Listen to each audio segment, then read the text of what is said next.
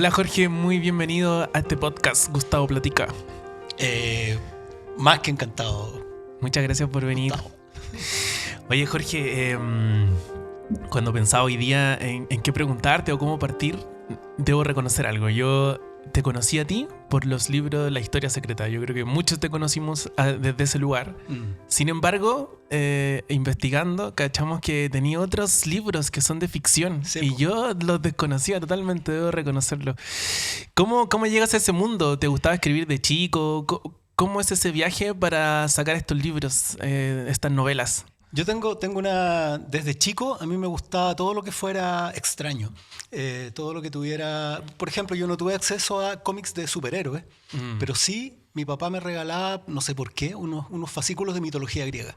Y ahí teníamos a Thor, teníamos Claro. mitología, qué sé yo, anglosajona más bien, o germana, pero teníamos seres musculosos, Sí, po. seres mitad hombre, estaba todo eso. Entonces, ese fue el inicio por donde yo entré. Después un tío me presentó a Borges, me presentó a Cortázar y todos estos personajes que juegan con el tiempo, el espacio. La ciencia ficción me entró por Star Wars y siempre ha sido un factor más pop en mi vida, pero me encanta todo lo que te rompa la cabeza, Claro, te que te haga ponga viajar. eco, claro. Entonces, mi entrada a la literatura fue por la ficción extrema, ¿no? Por dioses mutantes, por seres que utilizaban galaxias para ver la hora o rasgaban el espacio-tiempo para tomar algo del pasado y traerlo al futuro. Ya. Por ahí entiendo. va la web. Sí. ¿Y cómo fue ese transitar a llegar a La Historia Secreta? ¿Siempre te gustó la historia? Sí, o... Es que uno de los géneros... A ver, lo que hay que decir es que en general a la gente le gustan las aventuras, le gustan los romances, le gustan las tragedias.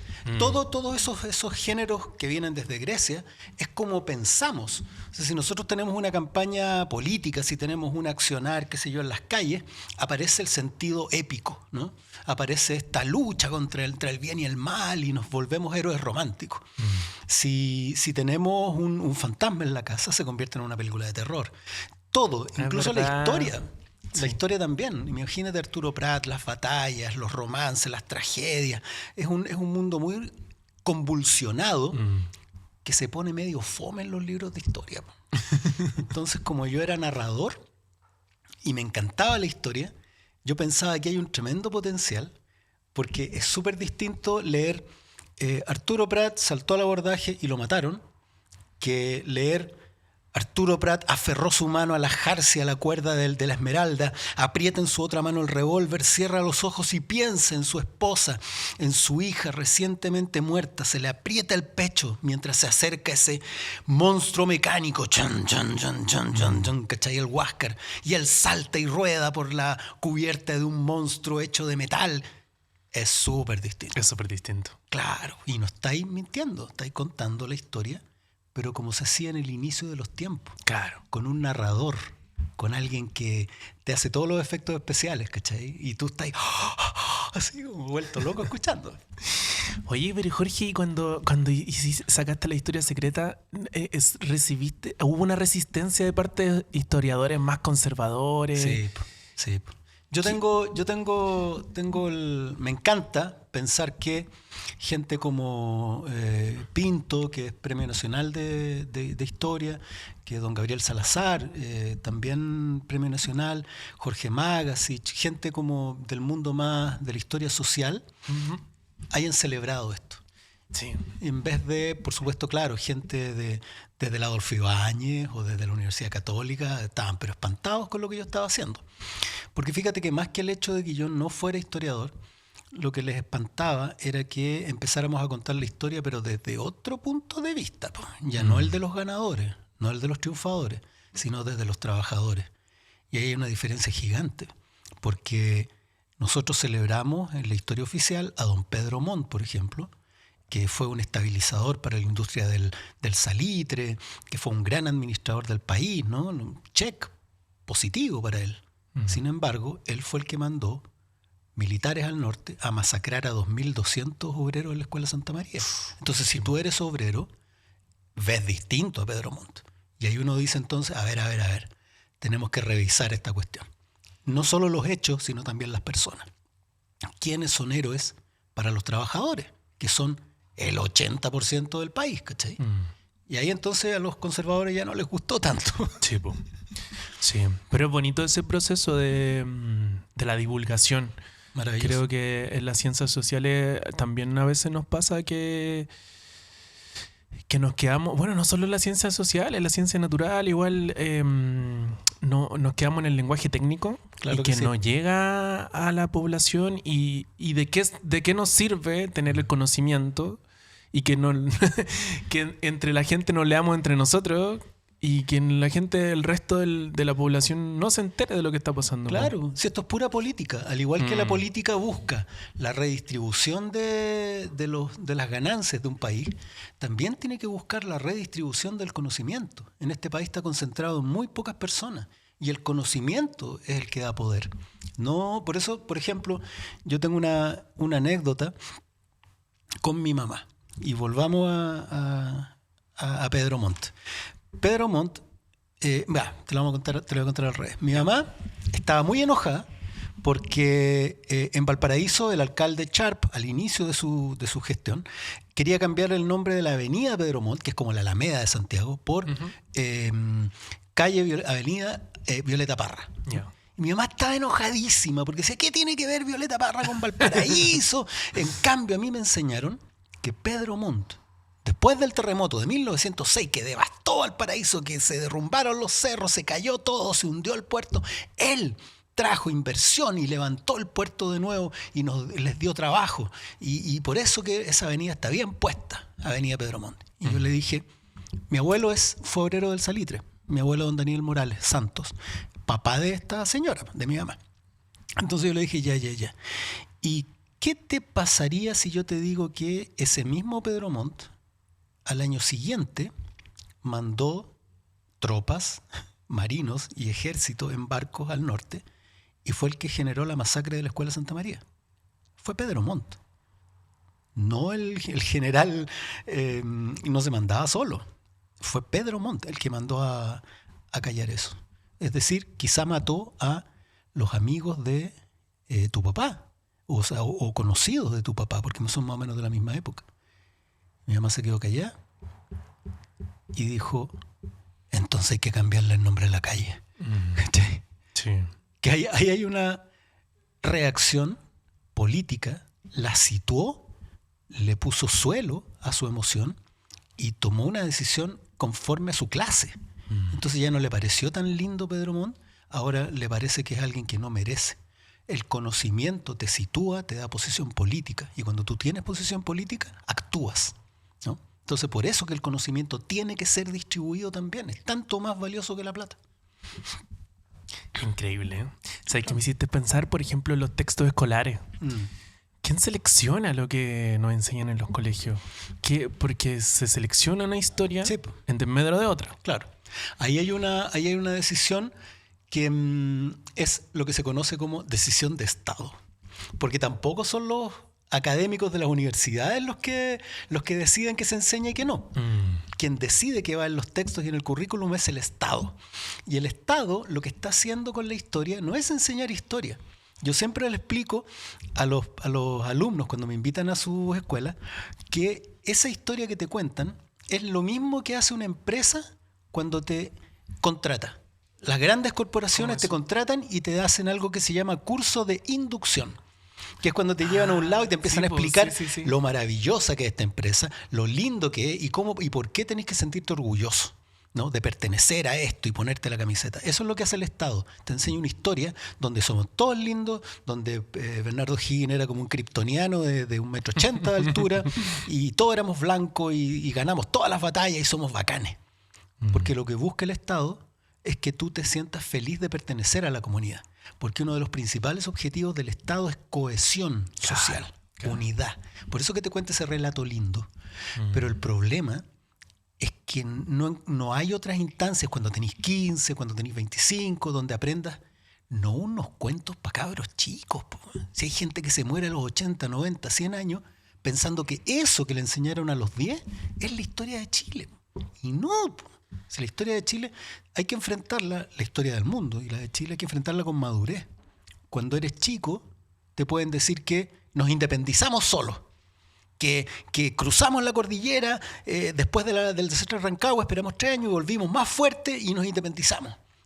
Que somos bacanes. En vez de eso, ya a los 15, a los 20, tenéis que saber que nos liberaron los argentinos, que la bandera de ese ejército era albiceleste, que la bandera de Chile durante un año, en el 1817, durante un año fue la bandera argentina. Esa era la bandera chilena. Y que fue una ocupación del territorio de San Martín.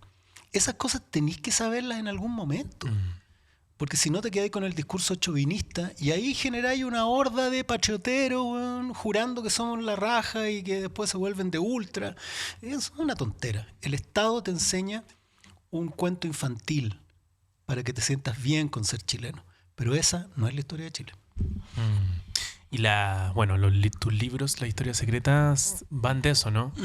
¿Qué otras iniciativas crees tú que deberían haber para esta otra historia? Yo creo que, por ejemplo, en el estallido pasó que, yo voy a ser muy sincero, yo no tenía idea quién era Baquedano. Claro. No tenía idea. Y mi hermano es historiador.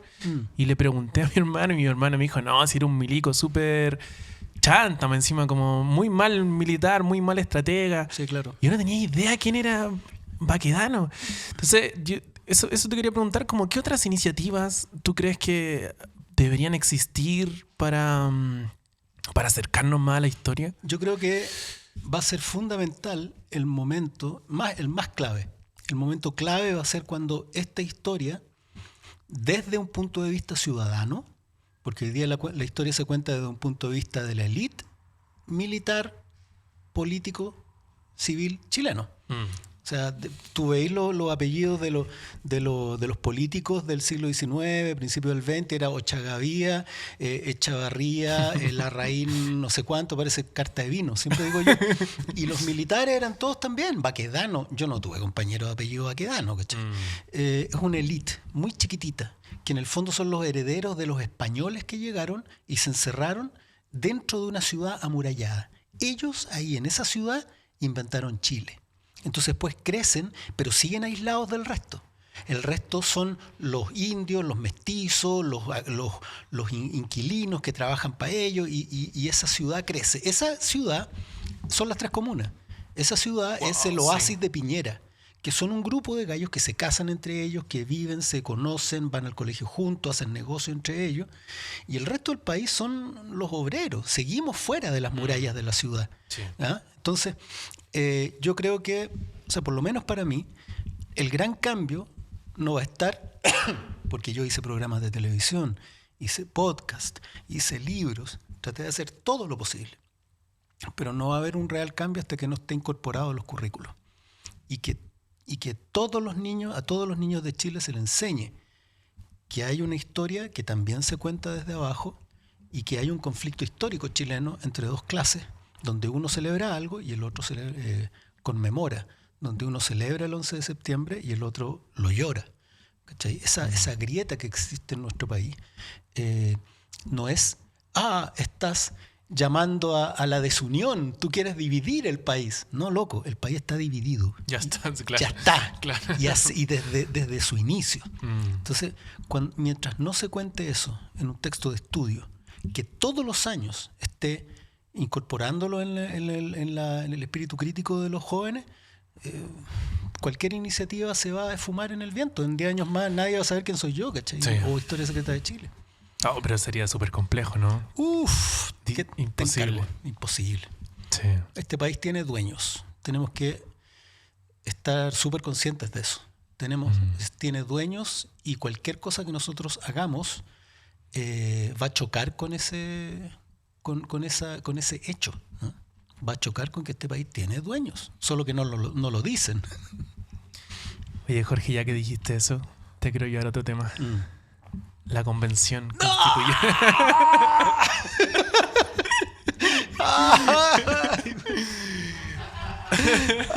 Ay, Dios mío.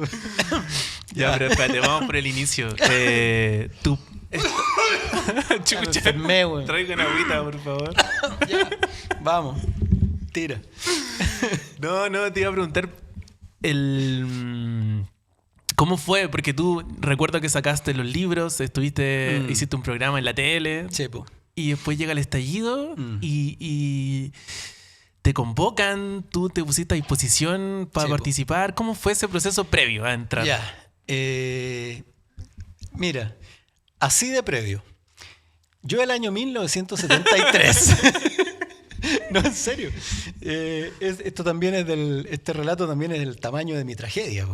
Porque yo tenía 4 años para el golpe. Era un niño. De lo único que me acuerdo, uno de mis primeros recuerdos, es mi papá, parece que el 11 en la tarde, abrazando a mi mamá, apretándole y llorando. Y gritando, estos conches su madres mataron al Chicho. Ese es uno de mis primeros recuerdos, ¿cachai? Por el shock de ver a mi papá llorando. Po. Claro. Y entonces, en el fondo lo que te quiero decir es que yo casi que nací mentalmente en dictadura. Durante mi primera infancia no tuve mucho movimiento, pero cuando yo cumplí 13 fue el año 1983, que es cuando comienzan las manifestaciones, las protestas, el gran paro de Seguel y todo eso, de la Confederación del Cobre. Y mi encuentro de hocico con esta situación es una vez que llego a la casa de un amigo en el Cerro Alegre, de Roberto Andrade, y al frente había un grupo de gente mirando algo. Y yo me acerco, me abro espacio y había una poza de sangre con unos pedacitos de algo que parecía gelatina. Y alguien dice, eso es masa encefálica.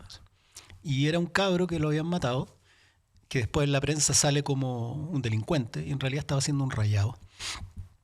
Entonces fue entrar de hocico en un país donde mataban personas y las secuestraban, las tiraban al mar, era el horror. Sí. Y ahí comencé a incorporarme humildemente al proceso, siendo un tirapiedra, repartiendo panfletos, cuestiones muy menores. Y con mi banda de punk rock también teníamos una canción con la que iniciábamos los recitales que se llamaba Milicos de Mierda. Y consistía en una pequeña introducción y de repente la introducción paraba, tenía como 15 segundos, parábamos y todos gritábamos ¡Milicos de Mierda! Bueno, y una catarsis, bueno, así, Qué buena canción. No, muy buena. No va a quedar inscrita en la historia de la poesía, pero bueno, de que nos liberaba. Y después ganar el no, pero después resulta que no hubo cambio en el modelo. En el fondo lo que te quiero decir es que he estado toda mi vida peleando contra esta weá. Entonces cuando llegó el estallido social, yo dije, chuta, llegó el momento y no me podía restar. No quería meterme en la convención, pero al final me fueron convenciendo. Pero yo sentía que era mi deber, weón. Yo le decía a todo el mundo, nos van a hacer bolsas. Si estos gallos tienen todo el poder, nos van a hacer bolsas. O sea, hicieron bolsa a Balmaceda, hicieron bolsa a todo el que se ha cruzado, que ha intentado. Bueno, Allende termina muerto, ¿cachai? Sí. La gente termina tirada al mar. Entonces, pero sentía que era mi deber, porque había llegado mi momento. Absolutamente. No era una cuestión de... Alguien puede decir con razón que quizá era ego, ¿no? Yo me creo tal. Pero honestamente, bueno, fue súper difícil para mí decidirme para entrar. Y cuando hubo una pequeña encuestita y yo vi que había convocatoria, dije ya, entonces hay gente que realmente piensa que yo puedo ayudar. Claro. Y al final, ya, ok, bueno, ya, vamos a esta cuestión. Vamos al matadero. vamos a la lucha. Y me acuerdo que el Roberto Poblete, el actor, un día que yo le decía, porque puta, me estaban dando duro, me estaban amenazando de muerte, que me estaban calumniando, que se supone que el Partido Comunista me entregaba a mí mujeres, ¿no? Para hacer orgías, que mis libros se escribían en Venezuela y que los compraba el Partido Comunista para que salieran en los rankings, que yo hacía ritos satánicos, ¿no? Que tenía sexo con animales, que era una cosa atroz. Entonces yo dije, puta, ya, pues le contesto al Roberto y me dijo, weón, quédate tranquilo, que te están calumniando, weón, antes mataban gente, así que para de llorar. Y fue como, ok. Claro. Ok. ¿Qué voy a decir antes? ¿Qué voy a decir? Entonces, al final, sí, pues. Ese día fatídico, dije, ok, vamos. Oh. Ya, espérate, que yo quiero saber la interna. Yeah. ¿Cómo fue? O sea... Bueno, mi mamá lloraba, mi papá me decía que no. No, pero espérate, es que empezó la convención y Sí, estábamos todos muy expectantes. De inmediato hubieron personas que su labor dentro era boicotearla. Sí. Todo lo que saliera de ahí había que rechazarlo, Sí. inventar cosas. Había un clima No, de espanto. de espanto. Piensa tú que cuando salí electo, cuando salieron las listas, y estoy muy orgulloso, yo le agradezco a la gente del Distrito 10, piensa que habían, no sé, 20 candidatos, no recuerdo, y era el distrito 10, el distrito donde está el centro de Santiago, el distrito de La Moneda, ¿cachai? Era como la lucha ahí, y logré sacar, creo que el tercero o cuarto lugar, no me acuerdo. Bueno. Y fue muy bueno. Y siempre lo agradezco. Puta, se me olvidó la pregunta en qué estaba. No, yo te iba a El preguntar, es dolor. que hay un clima Sí, pues. horrible. No, fue espantoso. Sí, imagínate que cuando salí, eso es lo que te iba a decir, cuando salí electo, me invitan a Televisión Nacional, ¿cachai? Y en el primer bloque del programa había estado Chalper. Y cuando yo voy entrando al set, él va saliendo. Y desde sus 2 metros de Abelardo, ¿cachai? Me golpea en el hombro y se agacha y me dice, ¿así que ganaste? Yo le digo, sí. Vaya a necesitar mucha suerte porque los vamos a reventar, weón. Y se fue. Entonces, tenían todo, esto es igual que con el gobierno de Allende. Con el gobierno de Allende te dicen, no, tuvimos que intervenir, loco, desde antes que Allende pusiera un pie en la moneda, ya estaban conspirando. Claro. Entonces, fue lo mismo. Y la convención era un cordero enviado al matadero, si no teníamos plata. La convención en sí era un organismo, no recuerdo la definición, pero es un organismo que no puede tener bienes. Entonces los computadores no eran nuestros, nada era nuestro. No teníamos dinero para usar en eso. Entonces, frente a un sector político que tiene todos los canales de televisión, todas las radios, buenas, grandes, todos los periódicos del país casi, y billones de dólares de las mineras, las forestales, no es mucho. No es mucho lo que podíamos hacer. Y sabéis que lo otro que yo esto lo he pensado, hay un... Y yo personalmente quiero hacer esta autocrítica. Creo que cuando empezó la convención nosotros... No voy a hablar por mí solamente. Me fui, me retiré. Como que dije, ya los elegimos, claro. Ahora que hagan su trabajo, confiamos en ellos, ¿cachai? Yo me informaba igual, veía lo que iban avanzando, pero estaba muy fuera. Tiene una explicación. Yo creo que en Chile siempre nos hemos acostumbrado a que el momento democrático es votar y nada más. Claro. Tienes toda la Entonces, razón. Claro, tiene sentido, pero yo también digo, oye, dejamos a la convención bien sola, con todo esto en contra, y lo que dices tú, no había difusión, costaba que salieran las cosas buenas. Sí. Mira, tú tenés toda la razón. Nosotros lo que sentimos es que nos llevaron en andas y como que nos tiraron por la reja para adentro, ¿cachai? Del Congreso. Es buena metáfora. Claro, sí. y después, al día siguiente, porque primero éramos una especie como de rockstars de la resistencia, ¿no? Todos éramos como los elegidos para hacer esto, y la gente nos amaba y nos abrazaba, y nos tiraron para el Congreso y se fueron para sus casas. Y nosotros quedamos ahí, y yo tengo una anécdota. 3 días después, 3 nomás, pues, yo estaba sentado en el pasto comiendo. Eran como las 3 de la tarde. No habíamos podido hacer nada. Y esa comida yo me la llevaba de mi casa porque no teníamos nada. No teníamos... O sea, del café nosotros teníamos que poner una monedita, ¿cachai? De 500 pesos para tener un café. Nada de estos mozos entregando café y sanguchitos de la segunda convención. No teníamos nada. Yo estaba sentado en el pasto comiendo. En el pasto, pues gallo, no es porque me gustara, no había un no había comedor, no había.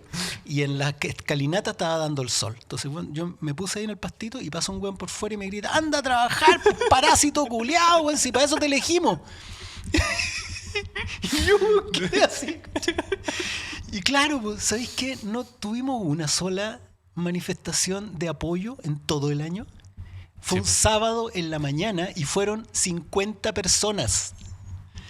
Ahora, el problema es que primero éramos héroes de la resistencia y apenas entramos al Congreso nos convertimos en funcionarios, en algo parecido a diputados. Y la gente le exige a esos hueones, ¿cachai? Ya no son tus amigos, ya son un buzón donde hay que pedirle. Y ahí todos los gremios, todos los oficios, todas las organizaciones iban a pedirnos y exigirnos cosas. Y nos puteaban, weón. Pues, weón. O sea, yo no sentía apoyo, por ejemplo, de algún gremio en particular. No voy a nombrar ninguno. Pero mejor que no. Pero ponte tú uno que ya no existe. O sea, existe muy poco, el de los suplementeros. Al principio nos apoyaron y nos llevaron. Después era, ¡ay, igual tal por cual! Nos quieren cerrar no sé qué. Y exigimos y exigimos. Y ya no éramos amigos de nadie. Todo el país nos estaba pidiendo algo. Y también hubo otro cambio. ¿Cuál? La gente eligió a muchos por su performance en el estallido.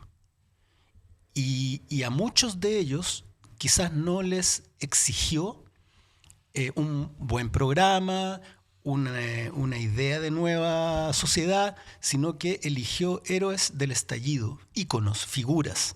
Menciono, bueno, Rojas Vade, ¿no? O algún otro, héroes de la resistencia, héroes de las barricadas. Y después cuando estaban adentro, muchos de ellos querían seguir en ese ánimo. Entonces por eso que después cuando veían a alguien disfrazado, ya no te gustaba tanto. Cuando veían a alguien haciendo una performance con banderas o al frente, ya tampoco te parecía tan bien. Porque lo que querían, en el fondo, la gente, que el chileno es muy conservador, era que nosotros nos volviéramos ordenaditos, muy políticos, muy trabajadores y muy más tranquilos, ¿cachai? Y hubo mucha gente que quiso llevar la performance de la calle a la convención y eso al país no le pareció nada bien. No, para nada. De hecho, me hiciste recordar una vez, yo fui a hacer campaña por el apruebo al norte, iba en el avión y la azafata me fui al baño y me empezó a preguntar, oye, ¿estás viajando por qué? Yo le conté porque iba a hacer campaña. Me dijo, Claro. no, yo voy a votar rechazo. Claro. Le dije, ¿por qué? Me dijo, no, porque yo creo que no, le faltó seriedad. ¿Cachai? Yo creo que tenían que escribirle abogados. Y yo le intentaba decir como, pucha, pero es que el pueblo está representado. Y me decía, Claro. no, como que fue puro hueveo, ¿cachai? Como quedó eso. Era muy curioso que la gente, primero, o sea, en el fondo no confían en ellos mismos. Sí. Porque dicen, no, pues si eligieron a gente como yo. Sí, pues loco, Esa era la sí, idea. esa era la idea, esa era la diferencia. Si no, vamos al Congreso y le decimos que ellos la redacten. La idea es que hubiera profesores, actores, escritores, abogados, ingenieros. Eso era lo de todo. hermoso del Pero en un sin principio. duda. Yo le regalé una cuña a Jaime Baza, tengo que decirlo. Es mía. No, da lo mismo. Era cuando decíamos que es el primer organismo realmente completamente democrático de la historia de Chile. Es decir, paritario, la misma cantidad de hombres y mujeres, estaban representadas las etnias una por una, estaban representados los gremios, los partidos políticos, es decir, por primera vez teníamos al universo social y político chileno representado, por primera vez, ¿cachai? Y había gente que salía como yo a decir, oye loco, yo no soy nieto de un Larraín, yo soy nieto de un obrero del salitre, soy nieto de una campesina, mi abuela Olga Faría era de Casablanca, hija de inquilino. Soy nieto de, o sea, mi papá era chofer, mi mamá era vendedora, partió en una feria, ¿cachai? Entonces, esos otros eran necesarios. Sí, pues. Y de verdad trabajamos, y de verdad nos sacamos la chucha de domingo a domingo. Mi jornada partía a las 7:30 de la mañana y terminaba a la 1. Pero nadie contaba eso, ¿cachai? Te mostraban que la tía Pikachu, que el weón de la ducha, que no sé qué. Nosotros trabajamos un año entero sin parar y entregamos un documento que no era una locura, una constitución que era alabada en el extranjero por países socialdemócratas que buscaban lo mismo que nosotros. Llegaron noticias, weón, desde países nórdicos que siempre han estado en nuestra cabeza, que decían, esto es más avanzado que lo que tenemos nosotros. Entonces, la propuesta era un lujo de verdad, no porque haya estado uno, sino que de verdad fue un trabajo, pero nos sacamos la mierda, weón, para que esta gente con plata dijera, no, es un mamarracho. Y toda la gente se quedó con eso porque lo repitieron 5.600 millones de veces. ¿No? Entonces fue bien frustrante todo, muy frustrante. ¿Tú sabías que iba a ganar el rechazo o te lo pillaste por sorpresa ese día? No, yo sabía. ¿En qué momento tú dijiste como, esto no viene bien? Mira, del principio yo sabía que esto iba a ser muy difícil, por lo que te comentaba. La historia de Chile está lleno de momentos donde parece que vamos a ganar, pero estos gallos tienen todo el poder para reventar cualquier cosa, ¿cachai? Entonces, iba a ser difícil. En enero, imagínate, partimos en junio, no sé, julio, agosto, septiembre, octubre, noviembre, diciembre. 6 meses después, en enero, yo ya sentía que la cosa estaba ahí, en el equilibrio, a punto de caerse. Y cuando yo ya caché que nos fuimos a la cresta, fue cuando salió esa portada en las últimas noticias de Bernardo Fontaine diciendo algo así como te van a quitar tu platita o te van a requisar tus fondos de pensiones. Y hubo una reacción, pero brutal y violenta en todo el país, de donde surge con mi plata no. Sí. Y cuando tú ves que estás escribiendo una constitución que permite un gobierno socialdemócrata, ¿eh? Porque era eso, cuando te dicen, no, la constitución es maximalista, loco, weón, no, era una socialdemocracia europea como cualquiera, no era la Unión Soviética, ¿cachai? Era una cosa amarilla, para afuera. Entonces, cuando la gente reaccionó brutal y violentamente con mi platita no, yo dije, ¿y cómo vamos a hacer una constitución socialdemócrata si la gente no quiere colaborar? Y la socialdemocracia es con colaboración, es con subir los impuestos, es con yo doy para que me den. No había ánimo de organizar algo de esa naturaleza. Entonces yo dije, no, cagamos. Ahí ya... Pero hubo gente connotados políticos que los pilló por sorpresa. Ahora, yo creo que también lo que a mí sí me pilló por sorpresa fue constatar que Chile había cambiado, pero no como nosotros pensábamos. A ver, ¿cómo eso? ¿Cómo yo cambió? llegué a la conclusión de que el estallido social no fue lo mismo, a esta altura ya es obvio, pero no fue lo mismo para todos. La gente que tiene una idea de sociedad, que tenía una idea de sociedad, salió a la calle, o para decirlo de otra manera, no todos los que salieron a la calle el 18 de octubre salieron a pedir una mejor sociedad para todas y todos. Mucha gente, muchísima, salió a pedir la solución a su problema particular. Sí. Entonces, ¿qué pasó? Por eso que ganamos con un 78%, ¿no? El ingreso a la votación para cambiar la Constitución. Porque tú ibas con tu problema en la cabeza y votabas y sí, pues quiero que me lo arreglen. Pero después cuando se enfrentó a 380 artículos, donde habían soluciones para distintas personas, con algunas que se anulaban entre sí, no se anulaban, o que se complementaban, o que, oye, ¿por qué le están dando derecho a los indios, pues, bueno? Oye, pero no le están dando mucho a eso. Oye, pero no, esa cuestión es maximalista, por loco.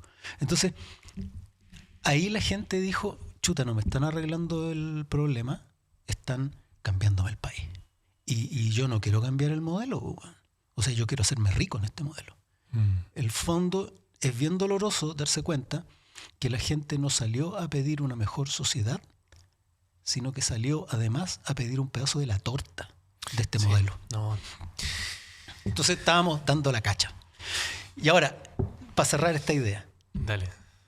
No porque crea que la sociedad chilena tiene claro qué es lo que quiere, sino que, por el contrario, creo que es una sociedad que no está politizada, todos sabemos, está despolitizada. Y eso la hace políticamente infantil. ¿A qué me refiero? ¿Cómo funciona un cabro chico? Quiero comida, pero no quiero hacer la cama, ¿cachai? Quiero nomás, pero no la responsabilidad. Entonces, cuando les presentaron una constitución socialdemócrata, dijeron, no, pues yo no quiero compartir, si yo quiero que me solucione el problema a mí. Y después cuando quiero ser libre para hacerme rico. Sí. Y entonces cuando le presentaron una republicana, ahí el problema fue otro. O sea que el Estado no me va a dar. Y también la rechazó, po, weón. Entonces, ese es el problema. No hay una visión clara de sociedad para el chileno, sino que quiere recibir, pero no quiere dar. No, y lo que decís tú, o sea, estamos tan lejos de organizarnos también, de pensarnos, analizarnos, qué queremos. Sí. Por eso yo creo que para tantos fue tan hermoso la organización durante el estallido social, que hubieran cabildos, que hubieran, no sé, esta conversación la tenemos poco, ¿cachai? Entonces... Yo participé en cabildos desde Vallenar hasta Valdivia, está claro, durante ese periodo. Me moví pero como loco antes de la convención, hasta donde se pudo, porque después vino la pandemia, que también fue un factor. Me moví por todo Chile. Y ahí estuvimos inmersos también en un espejismo, porque resulta que a los cabildos llegaban 1000 personas, 500 personas, muchísimo, pero y los otros 10.000 que también habían salido a marchar no estaban ahí. Claro. Entonces los que estaban ahí eran los que tenían cierta cultura política. Exacto. Y pensamos que ese era el país, y no. No, es verdad. Oye, Jorge, yo te quiero preguntar por algo que al menos a mí, de las noticias de la convención, me golpeó, me pegó una patada por la espalda, que fue lo del Pelao Bade. ¿Cómo fue para ustedes que estaban ahí dentro? Yo tuve compañeras que lloraron. Yo tenía ganas de patear un muro, tirarme por... Bueno, era una sensación horrible. Pero ahora el problema, bueno, es que la gente quizás no se acuerda porque eso fue tan brutal, pero esa misma semana fue cuando la lista del pueblo quiso presentar candidatura, ¿cachai? Presidencial. Y se descubrió que se habían adulterado firmas. Ah, sí, lo recuerdo. Con un notario que se había muerto hace como un año, no sé. Entonces, y después resulta que el candidato no era, y se quebró la lista del pueblo porque querían en realidad otro, y se produjo todo un desorden, y la gente ya empezó a mirar a la lista del pueblo con distancia. ¿Pero esto fue previo a lo de Pelao Bade? Y la guinda de la torta fue el Pelao Bade. Y fue brutal. Mira, hubo 2 momentos brutales en la convención, porque sentimos que fue fuego amigo. Cuando ocurrió lo del Pelao Bade, que este gallo era como el ícono de la cuestión, ¿cachai? Que eso te iba a preguntar tú. Es que lo que a mí me parecía más increíble es que este tipo quiso ser presidente de la convención al principio. Imagínate que el presidente de la convención después lo hubieran... No, bueno, si nosotros... No, para nosotros fue descorazonador, fue brutal el daño que le hizo, tengo que decirlo así, de frente nomás, el daño que le hizo Rojas Bade a la convención fue lo que se llama un torpedo bajo la línea de flotación. Ahí tratamos de repuntar, y cuando nosotros sentimos, después vino lo de Fontaine que conté, y el tercer pencazo que vino el segundo que vino de Fuego Amigo fue desgraciadamente cuando mi presidente, 2 meses antes de la elección, dijo: bueno, no importa si ahora votan rechazo, porque podemos hacer otro proceso. Y nosotros lo que estábamos tratando era de decir: esta es la única oportunidad que tenemos para que la gente se enfrentara a la decisión. Y el presidente dijo: no importa si votan rechazo. Y le bajó la presión, y ahí yo de nuevo también, compañeras que lloraron de su propio sector, compañeros míos, yo ya estaba ahí en la bancada del Frente Amplio. Grandes personas los que estuvieron ahí, admirables, y fue muy, muy doloroso. Esos 3 golpes yo creo que fueron los más duros para nosotros. ¿Con qué te queda, Jorge, de ese proceso? Como pareciera que no lo queremos recordar mucho por lo doloroso, pero además que hay experiencias positivas de las cuales podríamos rescatar para el futuro, como progresismo, como izquierda. Yo estoy profundamente orgulloso, al igual que, y mira, yo siempre lo veo de esta manera. Para mí el 4 de septiembre del 2022 es el equivalente, sin las brutalidades y la tragedia, ¿no? Sin duda. Pero para mí es el equivalente al 11 de septiembre. Porque piensa tú que la Unidad Popular duró 3 años y desde el estallido hasta la entrega de la Constitución al rechazo también hubo 3 años. Durante esos 3 años nosotros también tratamos de levantar desde abajo una idea que nunca se había podido realizar, que era un proyecto país escrito por todos y todas, por primera vez en nuestra historia. Y nunca voy a dejar de decir lo orgulloso que me siento de haber sido electo por mi país para participar en eso. Y nunca voy a dejar de sentirme orgulloso de los compañeros que trabajaron, porque se sacaron la mierda, dejaron todo. Ahí hubo quiebres amorosos, hubo problemas de orden psiquiátrico, me refiero a gente que terminó necesitando calmantes, estrés. Me duele, por ejemplo, el abandono en el que dejaron a toda esa gente después de la convención. Nadie vio en qué condiciones quedaron. Había gente que la amenazaban de muerte, gente que a mí me amenazaron de muerte, tengo 2 querellas por amenazas de muerte, gente que no había estado nunca bajo un foco. Yo por lo menos ya tenía experiencia. Nunca habían estado bajo un foco de atención nacional y los hicieron pedazos. Gente que no volvió a encontrar pega en años. A nadie le importó eso. ¿Cachai? Y como te digo, nunca voy a dejar de sentirme orgulloso porque logramos, a sangre y fuego del otro lado, dejar escrito nuestro sueño de país. Eso es lo que yo rescato. Logramos un organismo completamente democrático, paritario, con todos los chilenos representados de distintas y terribles maneras. Logramos entregarle al país un programa de sociedad que va a estar ahí y que es un insumo. A muchos les costó la pega, a muchos les costó la pareja, a muchos les costó cosas más terribles. A mí me costó quedarme sin nada, yo me quedé sin nada después. Y no puedo ir a radios, no tengo acceso a canales, no tengo acceso a prensa, ni una hueá, perdí todo. Pero no puedo sentirme más orgulloso de haber entregado eso al país. Eso para mí es fundamental. Oye, pero qué increíble eso. De hecho, la Elisa Loncón también ha sido una persecución. Yo creo que a todos los convencionales fueron persecuciones brutales. ¿No se las van a perdonar? No, pues nunca. Nunca, porque eso es lo que tiene el sector que es dueño de este país. Tiene que demostrar que no solo son un adversario, sino que son un adversario brutal, porque siempre tienen que dejarte claro que no te podés levantar contra ellos. Que no tenéis que levantarte contra ellos, porque las consecuencias van a ser graves.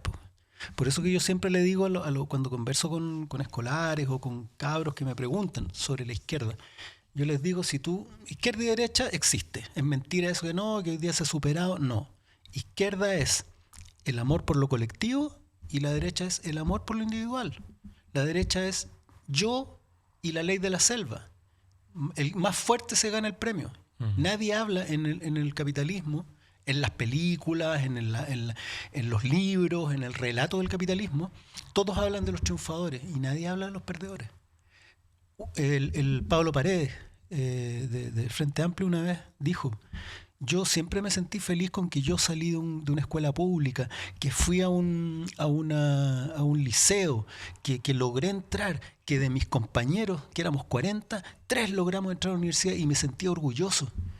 Hasta que me pregunté dónde estaban los restantes 37, pues. ¿Cachai? Cuando uno es de izquierda se preocupa de esos 37, no de los 3 triunfadores. Eso es ser de izquierda para mí. Que una sociedad donde todas y todos podamos ser felices, y al final es para eso.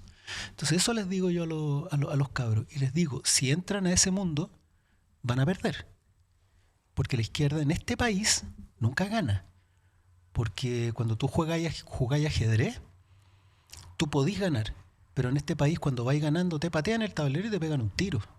¿Cachai? Entonces, increíble, lo que tú cierto. puedes hacer en este país como izquierda es avanzar. Pero ganar es muy difícil. Chile es una empresa minera que tiene nombre, apellido, dueño. Entonces, aquí si entráis, tenéis que tener claro que vaya a sufrir, que la vaya a pasar mal y que vaya a perder. Y que es generacional. Esto no se cambia en el accionar de uno. Es una marea de gente empujando generación tras generación para que las cosas vayan cambiando. Sí. No es la pega de 1 o 2 héroes, nunca. Y es duro, es súper duro. Porque no te asegura éxito. De hecho, no hay éxito. Lo que hay es avanzar. ¿Sí? Oye, Jorge, leí esta mañana una noticia del The Clinic que salías, que te habías sumado al comando de Janet. Sí. ¿Qué tal eso? ¿Qué proyectas? Fíjate que la entrevista partió, entre comillas, fue una muy cortita. Me llamó un cabro de The Clinic y me partió diciéndome: ¿y por qué te cambiaste del Partido Socialista al Frente Amplio y ahora a un PC? Como que fuera una deriva o una falta de lealtad. Y yo le dije que mi lealtad está con las ideas. Y si las ideas se mueven, yo me muevo con ellas. O sea, no voy a ser leal a un partido que ahora persigue otras ideas o que abandonó ciertos proyectos. Yo sigo con esos proyectos. Y creo que en este caso la que mejor lo representa es Janet Jara. Ahora, tengo que decirlo, como hoy día el escenario político es: al frente tenemos a la ultraderecha, no a la extrema derecha, como siempre, ¿no? Sino que tenemos a la ultraderecha que quiere reorganizar el planeta, porque eso es lo que quieren terraformar políticamente este planeta. Si Janet no gana las primarias, yo voy a votar por Gonzalo Winter o por Carolina Toá si sale electo uno de ellos dos, pero no tengo ninguna duda. Es más grande que las propias consideraciones políticas personales lo que está pasando. Es que es increíble lo que está pasando con Kast. Kast, Kaiser. 10 años atrás uno no se hubiera imaginado que esto estaba pasando. Que hubieran banderas nazis en las calles, viejo, ¿qué onda? Sí. Muy piteado. Oye, Jorge, muchas gracias por venir. Oye, pero encantado de conversar contigo. Se me hizo cortísimo, Gustavo. Para Sí. mí es un gusto estar conversando contigo. Eres una influencia muy positiva. Tenía una luz que se te ve, pero a 1 kilómetro de distancia. Así que eres una persona muy, muy bonita. Yo estoy muy feliz de estar aquí. Oye, voy a quedar esperando tus libros. Ya, pues. Para leerlo en PDF. Yo te los mando. Ya, Jorge, muchas gracias. Un gustazo.